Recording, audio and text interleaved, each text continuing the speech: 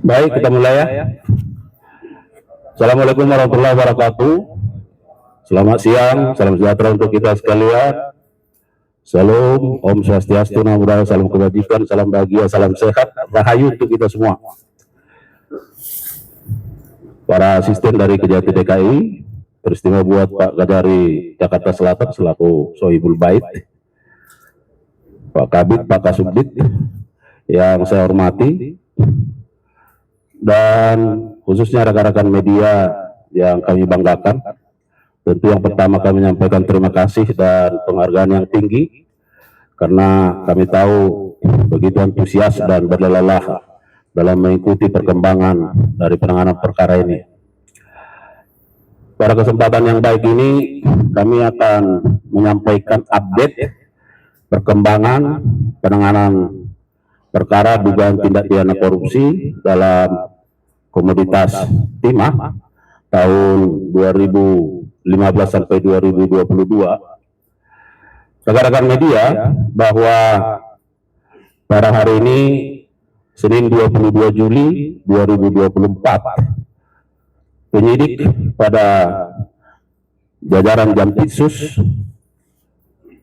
menyerahkan tersangka dan barang bukti atas dua tersangka yang pada waktu lalu telah dinyatakan lengkap. Penyerahan tersangka dan barang bukti ini merupakan tanggung jawab dari penyidik dalam rangka memenuhi maksud pasal 139 KUHP. Tentu penuntut umum pada Kejaksaan Negeri Jakarta Selatan akan melakukan pemeriksaan terhadap kebenaran identitas dan formalitas tersangka dan barang bukti. Tentu ini dimaksudkan supaya dalam penanganan perkara ini tentu tidak ada error in persona maupun error in objecto. Rekan-rekan media, pada saat ini adapun tersangka yang diserahkan oleh penyidik ke penuntut umum adalah yang pertama tersangka HM selaku swasta, dan yang kedua tersangka HL selaku manajer PT QSE.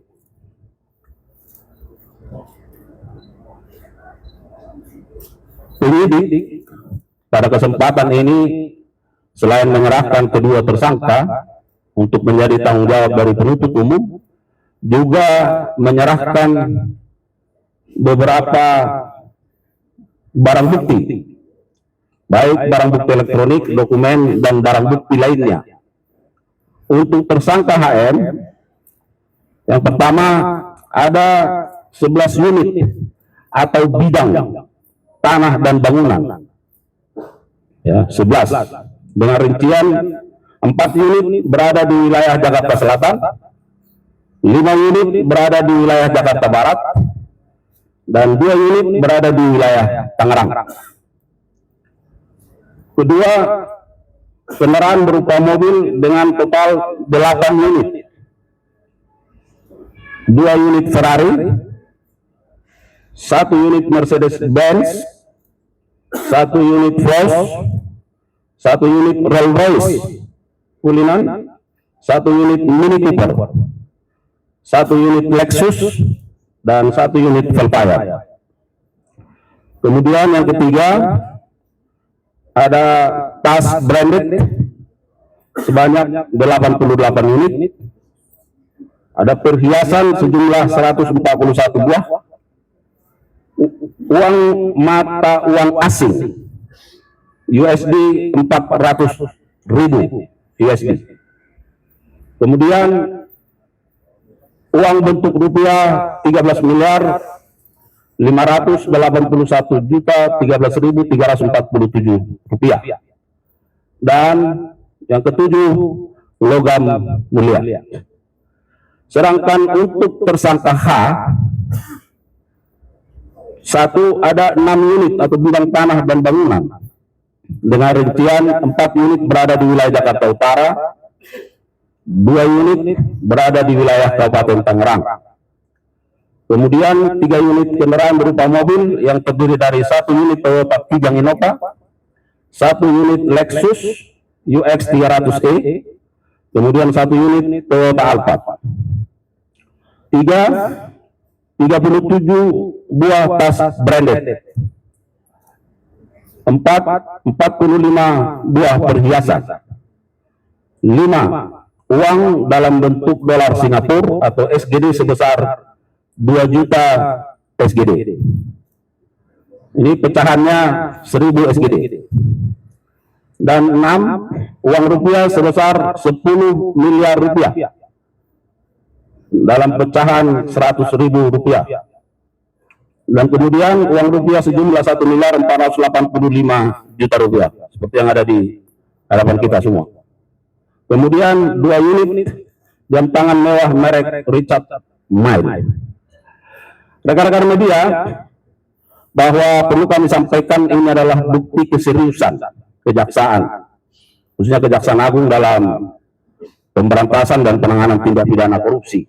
Ya, perlu kami sampaikan juga bahwa kasus posisi tersangka HM selaku perwakilan PT RBT mengikuti rapat-rapat dan melakukan lobby-lobby dengan pihak PT Timah Tbk terkait kerjasama sewa menyewa pengelogaman timah untuk memfasilitasi CP PIP, PT SBS, PT SIP, dan PT TN.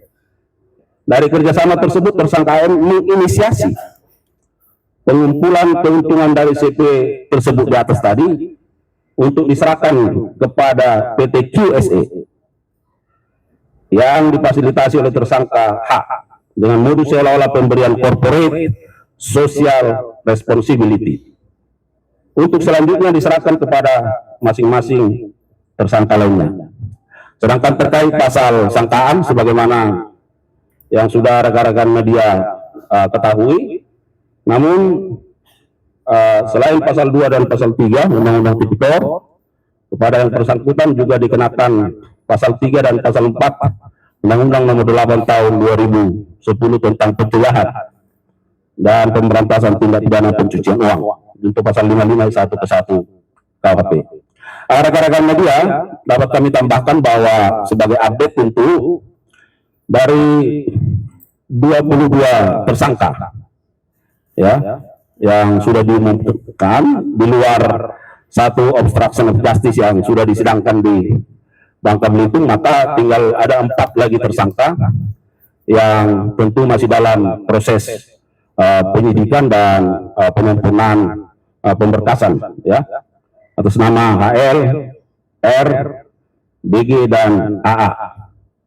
Dan untuk diketahui, kedua tersangka ini tentu akan menjadi otoritas dari jaksa pada Kejaksaan Negeri Jakarta Selatan dan akan dilakukan penahanan untuk 20 hari ke depan di rutan Salemba cabang Kejaksaan Negeri Jakarta Selatan. Dan kami juga tadi mendengar bahwa Kajari sudah mempersiapkan jaksa untuk ini. Ya, ada kira-kira sebanyak 30 orang jaksa yang akan ditugaskan dalam rangka menyelesaikan perkara ini mulai dari proses para penuntutan hingga ke depannya. Saya kira itu rekan-rekan media yang bisa kami sampaikan sebagai keterangan pers hari ini. Ya. Mudah-mudahan dengan kehadiran teman-teman, apalagi ini dalam suasana Hari Bakti Adiaksa, ya. Sekali lagi kami juga menyampaikan terima kasih atas perhatian dan dukungan yang sudah diberikan kepada institusi ini sejauh ini, dan mohon doanya untuk kami terus dapat bergerak dan berkarya ke arah yang lebih baik lagi. Demikian, bila tahu wilayah. Assalamualaikum warahmatullahi wabarakatuh. Ya, saya kira tidak banyak lagi, ya. Tinggal nanti bisa di. Ada yang nanya? Saya kira cukup ya, Negara.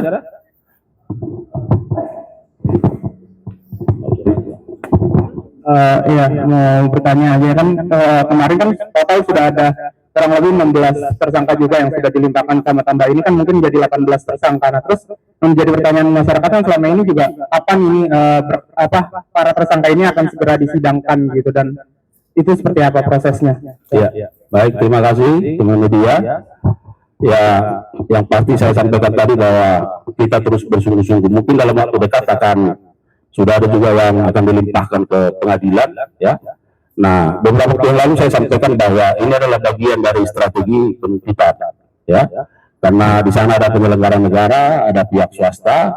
Namun yang pasti bahwa tentu jaksa penuntut umum akan terus secara bekerja keras menuntaskan ini, dan saat ini sedang dalam proses menyiapkan surat dakwaan, mempelajari berkas perkara, dan pada waktunya akan dilimpahkan ke pengadilan. Oke, saya kira. Terima kasih. Iya Pak, saya Amel dari Tempo, izin bertanya sedikit. Tadi sudah disampaikan ada 4 tersangka yang belum masuk ke tahap 2. Nah, kira-kira kapan target kejaksaan untuk melimpahkan 4 tersangka itu?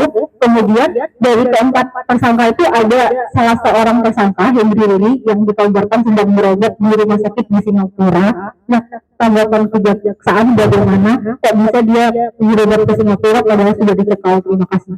Iya, jadi yang pasti bahwa 4 tersangka ini akan diusahakan dalam waktu segera, ya. Kan teman-teman bisa lihat bagaimana progresnya, ya, tidak ada yang bermain-main, ya.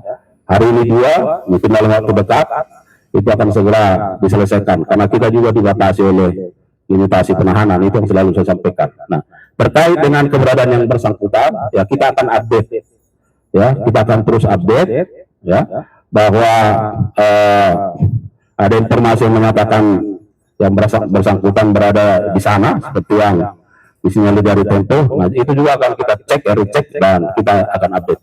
Terima kasih. Baik. Cukup? Ya. Oke. Berikutnya acaranya adalah kita akan buka satu persatu, jadi nanti teman-teman media bisa lihat barang buktinya ada di sebelah kiri dan sebelah kanan. Mungkin dari sebelah kiri, kalau mau ditutup silakan, akan kita buka satu persatu cover dari barang buktinya.